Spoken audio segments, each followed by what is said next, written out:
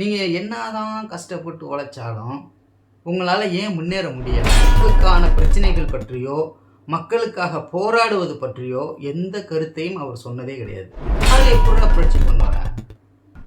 பேர்ல வந்து புரட்சி தமிழன், புரட்சி தலைவர், புரட்சி கலைஞர்னு பேர் வச்சுக்கிறதுல இல்ல புரட்சி. தமிழக வெற்றி கழகம்.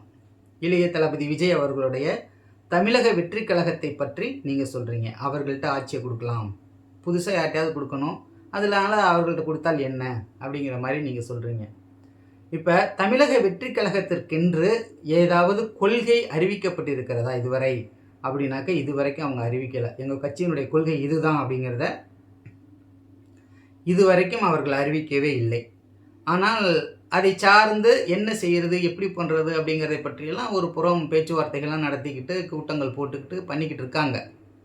ஆனால் அவர் ஏற்கனவே பேசிய அரசியல் கூட்டத்தில் அவர் சொன்ன விஷயங்கள் என்ன அப்படின்னாக்க, அம்பேத்கரை பற்றி படிங்க, தெரிஞ்சுக்கங்க, காமராஜரை பற்றி தெரிஞ்சுக்கங்க, பெரியாரை பற்றி தெரிஞ்சுக்கங்க, அண்ணாவை பற்றி தெரிஞ்சுக்கங்க அப்படின்னு அவர் சொல்றாரு. அப்ப இவருடைய அரசியல் கண்ணோட்டம் என்பது எதை சார்ந்து இருக்கும் அப்படின்னாக்க, கண்டிப்பாக இந்த திராவிட மாடலை சார்ந்ததாகத்தான் இருக்க முடியும். திராவிட மாடலை சார்ந்ததாக இருக்கு அப்படின்னாக்க, அவர்கள் ஆட்சிக்கு வந்தாலும் இன்னைக்கு இருக்கக்கூடிய திராவிட மாடல் என்ன செய்யுதோ அதைத்தானே செய்ய முடியும். இல்லை வேற எதுவும் செய்ய முடியுமா அப்படின்னாக்க எதுவும் செய்ய முடியாது. ரெண்டாவது, விஜய்க்கு அரசியல் சம்பந்தமாக ஏதாவது தெரியுமா? இதற்கு முன்பு அரசியலை பற்றியோ அல்லது மக்களுக்கான பிரச்சனைகள் பற்றியோ மக்களுக்காக போராடுவது பற்றியோ எந்த கருத்தையும் அவர் சொன்னதே கிடையாது. ஏன்னா அவர் வந்து இப்படி அரசியலுக்கு வருவார் அப்படிங்கிறத யாரும் எதிர்பார்க்கல. ஆனால் வந்துட்டார். ஆனால் அரசியலை பற்றி பெரிய அளவில் அவர்கிட்ட எந்த ஒரு கருத்தும் இல்லை. இப்போ நேற்று நடந்த ஒரு இந்த பரிசீலிப்பு விழா, மாணவர்களுக்கான ஒரு கூட்டத்தை நடத்தி அதில் பரிசீலிப்பு விழா நடத்தி அதில் கூட அவர் பேசுனதில் முக்கியமான விஷயமா எடுத்துக்கிட்டோம் அப்படின்னாக்க, இந்தியாவில் மக்கள்லாம் வந்து தெளிவாக தான் இருக்கிறாங்க, ஆனால் தலைவர்கள் இல்லை அப்படின்னு சொல்கிறார். தலைவர்கள், அதாவது சரியான தலைவர்கள், நல்ல தலைவர்கள் இல்லை அப்படின்னு சொல்கிறார். சரி, நல்ல தலைவர்கள்ங்கிறத யாரை சொல்வது? முதல்ல யார் நல்ல தலைவர்? இன்னைக்கு யாராச்சும் ஒருத்தரை இவர் தான் நல்ல தலைவர் அப்படின்னு காட்ட முடியுமா? காட்ட முடியாது. சரி, ஏற்கனவே இருந்த நல்ல தலைவர்கள் அப்படின்னு யாரையாவது காட்ட முடியுமா அப்படின்னா ஒரு சிலரை காட்ட முடியும். ஆனால் அன்று இருந்த நிலைமை வேறு, இன்று இருக்கக்கூடிய நிலைமை வேறு. அன்று இருந்த நிலைமையில இன்று இருக்கக்கூடிய அரசியல்வாதிகள் இருக்க முடியாது. அதுவும் குறிப்பாக இந்த சமூக கட்டமைப்புக்குள்ள இருக்க முடியாது. இதற்கு வெளியில் தான் நீங்க அப்படி இருக்க முடியும். இப்ப அதுக்கு எடுத்துக்காட்டா சொல்லணும் அப்படின்னாக்க, ஒரு கட்சி அப்படின்னா அந்த கட்சிக்கு கொள்கைன்னு ஒன்று இருக்கணும் அல்லது கண்டிப்பாக இருக்கும். இப்ப விஜய் கட்சியினுடைய கொள்கை என்ன அப்படின்னாக்க, உழைத்திடு உயர்ந்திடு உன்னால் முடியும். இதை வந்து மேலே பேனரில் போட்டிருப்பாங்க, நீங்கள் பார்த்துருப்பீங்க பல இடங்களில். அப்போ உழைத்திடு உயர்ந்திடு உன்னால் முடியும் அப்படிங்கிற அந்த ஒரு தன்னம்பிக்கை ஏற்படுத்துவது. நல்லா உழைக்கணும், அப்போ தான் உயர முடியும். முதல்ல உன்னால் முடியும், நீ நம்பு அப்படிங்கிற தன்னம்பிக்கை ஏற்படுத்தக்கூடிய ஒரு வேர்ட்ஸை வந்து அதில் பயன்படுத்தியிருப்பாங்க. அது அவர்களுடைய கொள்கையை முன்வைக்கக்கூடியது தான். இதே திமுகவை எடுத்துக்கிட்டிங்கன்னா கடமை, கண்ணியம், கட்டுப்பாடும்பாங்க. கம்யூனிஸ்டுகளை எடுத்துக்கிட்டிங்கனாக்க முதலாளித்துவம் கொல்லும், கம்யூனிசம் வெல்லும்பாங்க. இப்படி வந்து அவங்க கொள்கையைத்தான் இப்படி வந்து சில வரிகளில் வந்து சொல்லியிருப்பாங்க. இதில் இந்த கொள்கை ரீதியாக நம்ம பார்க்கும்போது, நம்ம பொதுவாகவே அனைத்து மக்களும், அனைத்து படித்தவர்களும், அனைத்து இளைஞர்களும் இந்த அரசியலை என்னவாக பார்க்குறாங்க அப்படின்னாக்க, இப்போ திமுகவை விட அதிமுக பெஸ்ட்டு, அதிமுகவை விட நாம் தமிழர் கட்சி பெஸ்ட்டு, நாம் தமிழர் கட்சியை விட தமிழக வெற்றி கழகம் பெஸ்ட்டு, இப்படி மட்டும்தான் அரசியலை பார்க்குறாங்க. ஆனால் இந்த கட்சிகள் எல்லாமே ஒரு கட்டமைப்பின் கீழ் செயல்படுகிறது. அது என்ன கட்டமைப்பு அப்படின்னாக்க முதலாளித்துவ கட்டமைப்பு. இந்த கட்டமைப்புக்குள்ளே இருந்துக்கிட்டு நீங்கள் மக்களுக்கு எந்த நன்மையும் செய்துவிட முடியாது. ஏன்னாக்க முதலாளித்துவ கட்டமைப்பினுடைய அடிப்படையே என்ன அப்படின்னாக்க லாபம். லாபம் என்கின்ற ஒரு அடிப்படையை கொண்டுதான் முதலாளித்துவ கட்டமைப்பு என்பதே இயங்குகிறது.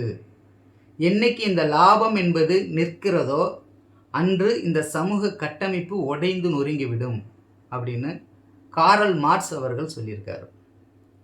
இப்போ நீங்கள் படிக்கும்போது பல தலைவர்களை பற்றி படிச்சிருப்பீங்க. ஆனால் இந்த மார்க்ஸு, எங்கெல்ஸு, லெனின், மாவோ இவர்களை பற்றி மட்டும் நீங்கள் அதிகமாக படிச்சிருக்க மாட்டீங்க. இன்னும் சொல்லப்போனால் நம்ம சேகுவேராவை பற்றி கூட அதிகம் படிச்சிருக்க மாட்டீங்க. பகத்சிங்கை பற்றி ஓரளவுக்கு படிச்சிருப்பீங்க. பகத்சிங்கெல்லாம் கடைசியாக தூக்கிலிடும்போது சொன்ன வார்த்தை என்ன தெரியுங்களா? புரட்சி ஓங்குகன்னு சொன்னார். இன்னைக்கு நம்ம சீமானும் சொல்கிறாரு புரட்சி ஓங்குக அப்படின்னு சொல்கிறாரு. ஆனால் பகத்சிங் சொன்ன புரட்சி என்பது மக்களுக்கான புரட்சி, மக்கள் விடுதலைக்கான புரட்சி. ஆனால் இவர் சொல்வது என்னிடம் ஆட்சியை கொடுங்கள், நான் புரட்சி செய்து காட்டுகிறேன். ஒத்தால் எப்படிடா புரட்சி பண்ணுவேன் அப்படிங்கிறது நமக்கு இப்போ ஒரு கேள்வியாக இருக்குது. ஒத்தால் எப்படி புரட்சி பண்ண முடியும்? ஒட்டுமொத்த மக்களையும் திரட்டி இந்த அரசு கட்டமைப்பை அடித்து நொறுக்கி புதிய ஒரு கட்டமைப்பை உருவாக்குவதற்கு பெயர் தான் புரட்சி. நீ பெயரில் புரட்சி தமிழன், புரட்சி தலைவர், புரட்சி கலைஞர்னு பெயர் வச்சுக்கிறதுல இல்லை புரட்சி, செயல்பாட்டில் இருப்பது தான் புரட்சி. அப்படிங்கும் பொழுது இவர்கள் எல்லாமே இந்த முதலாளித்துவ கட்டமைப்புக்கு உட்பட்டு செயல்படக்கூடியவர்களாக இருப்பதனால் மீண்டும் மீண்டும் மீண்டும் மீண்டும் மக்களை இந்த கட்டமைப்புக்குள்ளேயே வச்சுக்கிட்டு இதை தாண்டி சிந்திக்க விடாமல் தடுப்பதற்கு புதிய புதிய நபர்களை உருவாக்கக்கூடிய வேலைகளை இந்த கட்டமைப்பு செய்து கொண்டிருக்கிறது அப்படிங்கிறது தான் உண்மையாக இருக்குது. இதுதான் மார்க்ஸ் சொல்லியிருக்காரு. நீங்கள் என்னதான் கஷ்டப்பட்டு உழைச்சாலும் உங்களால் ஏன் முன்னேற முடியலை? ஆனால் கஷ்டமே படாமல் நேற்று வந்த அதானி 94 பார்த்தீங்கன்னா 1994 அவர் சாதாரண ஒரு நம்மை போன்ற ஒரு நபராக இருந்தவர். 2024 சுமார் ஒரு 30 ஆண்டுகளில் உலக கோடீஸ்வரர்களில் முதல் இடத்துக்கு வந்துட்டு அப்புறம் பின்னாடி போயிட்டாருன்னு வச்சுக்கோங்க. ஆனால் எப்படி இது நடந்துச்சு? விஜய் சொல்கிறாரே, உழைத்திடு, உயர்ந்திடு, உன்னால் முடியும். யார் உழைக்கலை? உங்கள் கட்சியில் இருக்கக்கூடிய அனைவர்களுமே கடுமையாக உழைக்கக்கூடியவர்களாகத்தானே இருக்கிறாங்க. ஆனால் உழைக்கக்கூடிய மக்கள் யாரும் முன்னேறுவதாக இல்லையே. எல்லாமே கடன் கடன் கடன் கடன் வாங்கி தன்னுடைய வாழ்க்கையே கடன் கட்டுவதற்காக மட்டுமே கழிக்கக்கூடிய வாழ்க்கையாகத்தானே வாழ்ந்துக்கிட்டு இருக்காங்க. அப்போ இந்த கட்டமைப்புக்குள்ளே இப்படித்தான் வாழ முடியும், இப்படித்தான் ஆளவும் முடியும். இதை தாண்டி நீங்கள் ஆள்வதற்கு எதுவுமே கிடையாது. நீங்கள் சொல்கிற மாதிரி குறைஞ்சபட்சம் ஊழலை குறைக்கலாம். ஏன்னா மக்கள் மத்தியில் வெறுப்பு அதிகரிக்கும் பொழுது அவர்களை சமாதானப்படுத்துவதற்காக ஊழல் செய்பவர்கள் மீது நடவடிக்கை எடுப்பது, அதன் மூலமாக ஊழலை குறைப்பது. இன்றைக்கி கள்ளச்சாராயத்தில் 63 பேர் செத்து போயிட்டாங்க. அப்படிங்கிறப்ப இப்போ இனிமேல் பார்த்தீங்கன்னாக்கா இந்த கள்ளச்சாராய விற்பனை ஓரளவுக்கு குறையும். ஏன்னாக்கா அனைத்து அதிகாரிகள் நடவடிக்கை எடுப்பாங்க. இல்லாட்டி தன் மீது நடவடிக்கை வந்துடும் அப்படிங்கிற பயத்தில் நடவடிக்கை எடுப்பாங்க. இப்படி தொடர்ந்து இந்த கட்டமைப்புக்குள்ளே நின்றுக்கிட்டு வேலை செய்யும் பொழுது இதற்குட்பட்டுத்தான் நாம் செயல்பட முடியும். தமிழக வெற்றி கழகத்திற்கு நம்ம அவர்கள்ட்ட நம்மளுடைய ஆட்சியை ஒப்படைக்க முடியுமா அப்படின்னாக்க ஒப்படைக்க முடியாது அப்படிங்கிறது தான் விஷயமா இருக்குது. இதற்கான பதில் வேறு என்ன செய்வது என்பது இந்த கட்டமைப்பை விட்டு வெளியேறுவது தான். அது எப்படி என்பதை அடுத்த வீடியோவில் நம்ம பார்க்கலாம். சரிங்களா? இது ஒரு சின்ன விஷயம் கிடையாது. இப்போ காரல் மார்க்ஸ், ஏங்கல்ஸ், லெனின், மாவோ இவர்கள் வாழ்க்கை வரலாறும் சரி, இவர்கள் வைத்திருக்கக்கூடிய தீர்வுகளும் சரி, அனைத்துமே மிகப்பெரிய ஒரு விஞ்ஞான கண்டுபிடிப்பு. இது ஒரு கட்சி கிடையாது. கம்யூனிசம் என்பது ஒரு கட்சி கிடையாது. அது ஒரு சமூக விஞ்ஞானம்.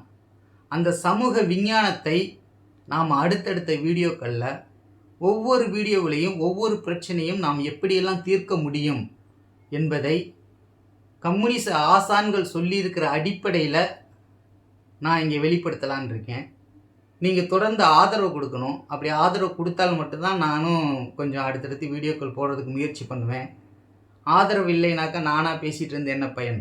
உங்களுக்கு கருத்துக்கள் போய் சேருகிறது என்றால் மட்டும்தான் என்னாலும் தொடர்ந்து இதை பேச முடியும். ஏன்னா நானும் நிறைய விஷயங்களை ஆதாரபூர்வமாக எடுத்துகிட்டு வச்சு உங்கள்கிட்ட பேச வேண்டியிருக்கு. ஆகையினால் இப்போ இருக்கக்கூடிய கட்சிகளும் சரி, இனி அடுத்தடுத்து வரக்கூடிய கட்சிகளும் சரி, அவர்களுடைய கொள்கை என்ன என்பதை பார்த்து தான் அந்த கட்சியினுடைய நிலைப்பாட்டை நாம் புரிந்து கொள்ள முடியும்.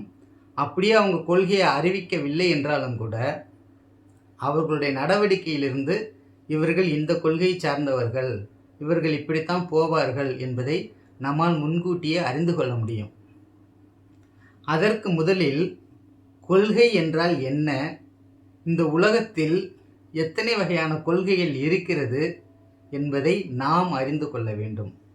மக்களாகிய நாம் அறிந்து கொண்டால் மட்டும்தான் அதை பற்றி நாம் புரிந்து கொண்டு யாரை ஆதரிப்பது, யாரை விலக்குவது என்பதை உணர்ந்து கொள்ள முடியும். ஆகையினால் வெறும் கல்வி படிப்பு மட்டுமே படிப்பு அல்ல. பொது அறிவை நிறைய வளர்த்து கொள்ள வேண்டும். நிறைய வரலாறுகளை படித்து தெரிந்து கொண்டால் மட்டும்தான் இந்த பிரிவினையை நம்ம சரியாக பிரிக்க முடியும். எது சரி தவறு என்பதை, அதாவது 6வது அறிவுன்னு சொல்கிறாங்கள, பகுத்தறிவு, அதையே நாம் அப்போ தான் பிரித்தறிய முடியும். எனவே மக்கள் தாங்கள் நிறைய கற்றுக்கொள்ள வேண்டும். அதன் மூலமாகத்தான் நீங்கள் ஒரு சரியான ஆட்சி முறையை உருவாக்க முடியும் என்பதை இதன் மூலம் தெரிவித்துக்கொண்டு நம்ம அடுத்தடுத்த வீடியோக்களில் நிறைய விஷயங்கள் இது மாதிரி பேசுவோம். நன்றி, வணக்கம்.